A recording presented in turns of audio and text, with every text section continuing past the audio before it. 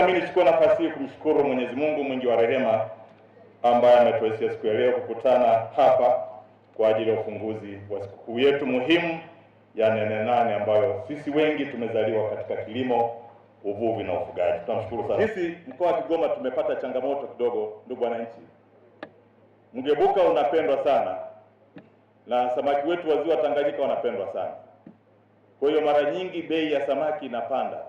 Kwa hiyo wananchi wetu wamekuwa wakati mwingine wanapata nafasi wanalalamika kwa nini bei inapanda. Inapanda kwa sababu unakuta matumizi, watu wanakula samaki zaidi. Sasa hivi watu wameopti kula samaki zaidi kuliko nyama, kwa sababu wengi wanaamini nyama ina cholesterol. Kwa hiyo njia pekee yake ya kuweza kumiti hayo mahitaji ni swala la ufugaji wa samaki. Kwa hiyo wenzetu ambao ni wataalamu wa samaki, wenzetu wamejifunza mafunzo ya samaki, mna nafasi kubwa ya kutufundisha sisi wananchi ili tuweze kujua namna ya ufugaji bora wa samaki, hasa kwenye swala la vizimba katika maziwa yetu, katika mito yetu. Kwa muktadha huo, nitoa wito kwa wavuvi na wananchi wa mikoa yetu miwili kujikita kwenye shughuli za sekta ya uvuvi ili kuendana na mahitaji ya samaki na bidhaa za samaki ambayo yanaendelea kukua siku hadi siku. Hivyo wavuvi watumie maonyesho haya, narudia, wavuvi watumie maonyesho haya kupata maarifa juu ya ufugaji bora wa samaki na usindikaji wa mazao yote. Ninaamini rasmi Katibu Tawala Mkoa wa Tabora kwenye suala la uvuvi wa ufugaji wa samaki katika yale madarasa, basi tutakuwa na watu ambao watafanya presentation kuhusu ufugaji wa samaki. Ndugu wananchi, ndugu viongozi, kanda yetu ya Magharibi imebarikiwa kuwa na mazingira wezeshi ya kufanya shughuli za ufugaji nyuki. Mazao haya ni pamoja na eneo kubwa la misitu ya hifadhi, hali ya hewa nzuri na uoto wa asili unawezesha nyuki kustawi vyema. Kanda yetu pia imebahatika kuwa na chuo pekee cha kitaifa cha mafunzo ya ufugaji nyuki ambacho kinatoa huduma za mafunzo na ushauri wa ufugaji na uchakataji wa mazao ya nyuki pamoja na utafiti. Nitoe maelekezo kwa idara za maliasili na mazingira za halmashauri zetu kuongeza juhudi katika kuhamasisha na kuweka mazingira rafiki kwa wananchi wa mikoa yetu kufuga nyuki. Naomba nirudie, kufuga nyuki ili kuzalisha asali yenye viwango na ubora mzuri kuweza kushindana vyema katika soko la asali. Wataalamu wetu naomba sana mtoke tuwafate wananchi, tuzungumze nao, waone kwamba ufugaji wa nyuki nao ni biashara. Kuna baadhi ya makabila, kuna baadhi ya watu na mila zao hawajui nyuki, anaona nyuki tu ni mdudu, lakini ukimpa elimu anaweza akaona kumbe nyuki anaweza akamsaidia kupata mapato. Ndugu wananchi, ndugu viongozi, tanua radhi taarifa yangu inakuwa ndefu kidogo, najaribu kuifupisha ni kwa sababu ya sekta zina mambo mengi. Ndugu wananchi, ndugu viongozi, katika kutekeleza azma hiyo, shughuli mbalimbali zitaendelea kufanyika katika uwanja huu mwaka mzima, ikiwemo na mafunzo ya wakulima. Ili swala la Center of Excellence kama alivyosema rasmi kwamba ndio lengo uwanja wetu uwe ni Center of Excellence, kwa maana kwamba watu wote wanataka kujifunza swala la kilimo, swala la ufugaji, swala la uvuvi wanakuja kwenye center yetu. Kwa hiyo sisi ambao ndio wamiliki wa eneo hili tuna kila sababu ya kuona umuhimu wa kuendeleza maeneo yetu katika eneo hili, hasa kwenye swala zima la miundombinu. Kwa hiyo ikishakuwa Center of Excellence, katika kutekeleza azma hiyo, shughuli mbalimbali zitaendelea kufanyika katika uwanja huu kwa mwaka mzima. Ikishakuwa Center of Excellence, maana yake shughuli nyingi, na hapa mahala patakuwa muda wote shughuli zinafanyika kwa mwaka mzima, ikiwa mafunzo ya wafugaji, mafunzo ya wakulima, mafunzo ya wavuvi na wafuga nyuki, maonyesho ya teknolojia mpya, uhamasishaji wa matumizi ya mbegu na pembejeo bora, maonyesho ya mitambo na zana za kisasa, makongamano ya kisekta, mikutano ya biashara na mambo kadha wa kadha. Ndugu viongozi, ndugu wananchi, katika maonyesho ya Nane Nane mwaka huu ya 2026, kanda imejipakia kutoa mafunzo kupitia makongamano ya uwanjani ambayo tumesema ni field conference kama wenzangu walivyosema. Ninaamini itatusaidia kwa kiasi kikubwa. Tutapata watu wabobezi kutoka sekta mbalimbali ambao watatoa mada mbalimbali. Kupitia makongamano hayo, ndugu waandishi wa habari, ndugu viongozi, washiriki watapata muda na mijadala kuhusu kilimo cha kisasa, ufugaji wa biashara, uvuvi na ufugaji samaki, ufugaji nyuki, biashara na masoko, ushirika, uongezaji thamani wa mazao, matumizi ya teknolojia, matumizi ya tehama na teknolojia za kidijitali, katika uzalishaji, upatikanaji wa mikopo na bima za kilimo pamoja na fursa za uwekezaji na ujasiriamali. Ninaamini kuwa utekelezaji wa mpango huu utaifanya Kanda ya Magharibi kuwa kinara katika utoaji wa maarifa, ubunifu na teknolojia za kisasa na kuifanya Ipuli kuwa kitovu cha maendeleo ya sekta za kilimo, mifugo, uvuvi nchini, sambamba na kuchangia utekelezaji wa Dira ya Taifa ya Maendeleo 2050. Ndugu wananchi, ndugu viongozi, napenda kuchukua fursa hii kutoa wito na maelekezo kwa wadau wote kama ifuatavyo. Lakini la kwanza, halmashauri zote za Kanda ya Magharibi zitenge bajeti na kuanza ujenzi wa mabanda ya kudumu katika viwanja vya 88 Ipuli ili kuimarisha hadhi ya maonyesho na kuwezesha matumizi ya viwanja hivyo kwa mwaka mzima. Nazipongeza halmashauri zilizokwisha kujenga mabanda hayo.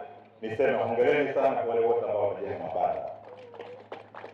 Lakini la pili, wizara, taasisi na serikali na sekta binafsi ziendelee kushiriki kikamilifu katika maonyesho ya 88 kwa kuonesha teknolojia, ubunifu na huduma zinazoongeza tija katika sekta za kilimo, mifugo, uvuvi na ufugaji nyuki. Maafisa ugani waendelee kuwafikia wakulima. Naomba nipigie mstari hili swala. Maafisa ugani, mna kazi kubwa ya kusaidia wakulima wetu. Wakulima wetu bado wana maisha si ya kuridhisha sana. Mkitoka mkienda kwenye ground kule waliko vijijini kwenye mashamba yao, mtawasaidia kwa kiasi kikubwa. Niwaombe sana muwafate wafugaji kule walipo. Na jueni kwamba mnalipwa kwa sababu ya hao wafugaji, mnalipwa kwa sababu ya hao wakulima, hakikisheni mnakwenda kuwaona. Lakini maafisa wavuvi, watembeleeni wavuvi kwenye maziwa, kwenye mito, wasaidieni. Wapeni elimu kuhusu matumizi ya teknolojia za kisasa, mbegu bora, pembejeo, huduma za mifugo na mbinu bora za uzalishaji. Lakini 4, wakulima, wafugaji na wavuvi watumie maarifa wanayopata katika maonyesho haya kuongeza tija, ubora wa bidhaa na uzalishaji unaokidhi mahitaji ya soko.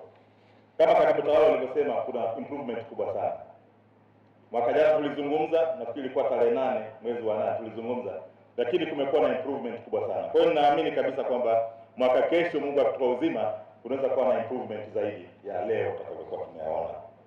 Vyama vya ushirika viimarishwe ili viwe vyanzo vya kuwezesha wazalishaji kupata pembejeo kwa wakati, masoko yenye uhakika, mikopo na kuongeza nguvu ya pamoja katika biashara.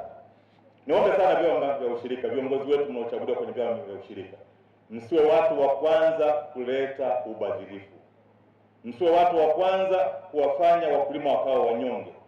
Msiwe watu wa kwanza kuwaibia wakulima. Mmechaguliwa kwa sababu mnaaminiwa, tunzeni heshima hiyo. Lakini vijana na wanawake wahamasishwe kushiriki kikamilifu katika shughuli za kilimo, mifugo, uvuvi na ufugaji nyuki kwa kutumia fursa zinazotolewa na serikali na sekta binafsi. Na ndugu wananchi, hili swala la fikra ambazo tumepewa na wakoloni, viongozi wetu wakoloni wale kutawala, kwamba kilimo huwezi kutajirika kwa kilimo, huwezi kutajirika kwa ufugaji, si sahihi kabisa. Huwezi kutajirika kwa uvuvi, ni jambo ambalo si kweli. Tumetembea nchi nyingi duniani, wakulima ndio matajiri namba 1, wafugaji ndio matajiri namba 1, wavuvi ndio matajiri namba 1. Kwa hiyo swala msingi ni kubadilisha mindset, watu wajue kazi yoyote ukisimamia wewe mwenyewe kwa karibu ni lazima itatoa matunda chanya, na utaona kwamba kesho na kesho kutwa unakuwa ni mfano wa kuigwa.